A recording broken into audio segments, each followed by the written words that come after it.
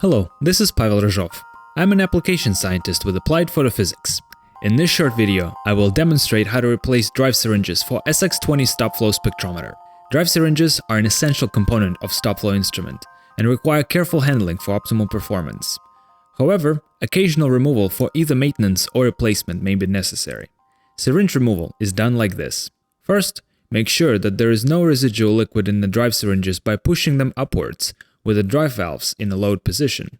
Next, remove the drive ram by unscrewing it from its base.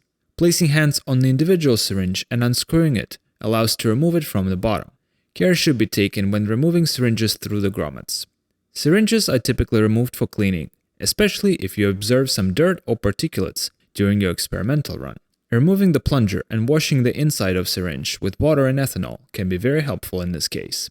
For more aggressive cleaning, consider soaking syringes without removing them with 2 molar nitric acid.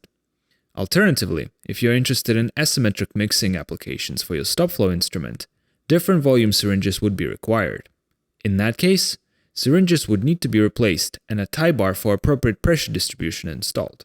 If you're interested in this application, please reach out by visiting our website photophysics.com and navigating to the contact support page. To install syringes back, push them up through the grommets, but also lubricate them with a bit of water to allow for easy installation. Tightening syringe is also a good exercise if you want to improve blood circulation in your thumbs, so I occasionally do it just for kicks. But in order to ensure the tight fit, you can also use pliers with a light grip pressure to secure syringe in place.